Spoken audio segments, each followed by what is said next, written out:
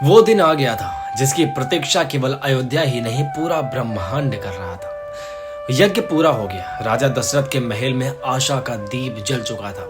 और फिर चैत्र मास शुक्ल पक्ष नौमी तिथि, दोपहर का पावन समय, आकाश शांत था, पवन सुगंधित थी, देवता पुष्प वर्षा कर रहे थे। रामचरितमानस में चौपाई आती है, नवमी तिथि मधुमास पुनीता, शुक्ल पक्ष अभिजित हरिप्रीता, मध्य दिवस अति शीतल छाया, प्रगट भय रघुपति रघुराया। यानी कि चैत्र मास की पवित्र नौमी तिथि थी, दोपहर का समय था और उसी क्षण रघुकुल के स्वामी राम प्रकट हुए। ये बहुत ही दिव्य क्षण था। माता कौशल्या ने देखा कि ये तो सामान्य शिशु नहीं है, एक दिव्य प्रकाश है। ऐसा कहा जाता है कि जब प्रभु ने जन्म लिया तो सबसे पहले 4 भुजाओं वाले विष्णु रूप में दर्शन दिए थे। माता ने हाथ जोड़कर कहा कि प्रभु, यह दिव्य रूप समेट लीजिए, मुझे अपने पुत्र रूप में दर्शन दीजिए।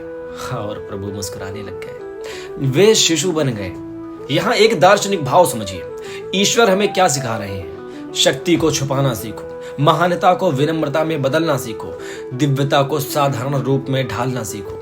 प्रभु राम का जन्म केवल ईश्वर का आगमन नहीं था, यह विनम्रता का अवतरण था।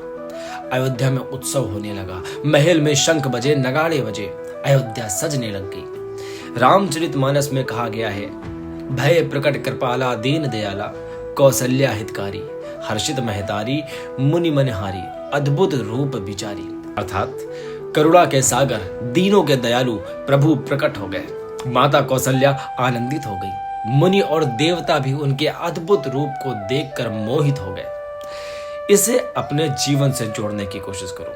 प्रभु राम का जन्म केवल एक परिवार की खुशी नहीं थी, यह धर्म की पुनर्स्थापना की शुरुआत थी।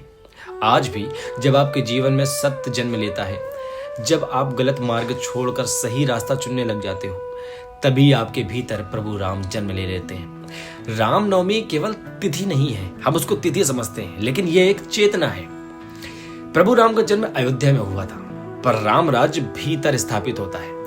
राम राज तब स्थापित होता है जब प्रभु राम को हम अपने भीतर स्थापित करते हैं, जब मन शांत हो जाए, जब निर्णय मर्यादा में हो, जब शक्ति संयमित हो जाए, तब जीवन में राम का जन्म हो जाता है। अंत में एक चौपाई बोलना चाहता हूं, सिय राम मैं सब जग जानी, करऊं प्रणाम जोर जुग पानी। जय सिया राम।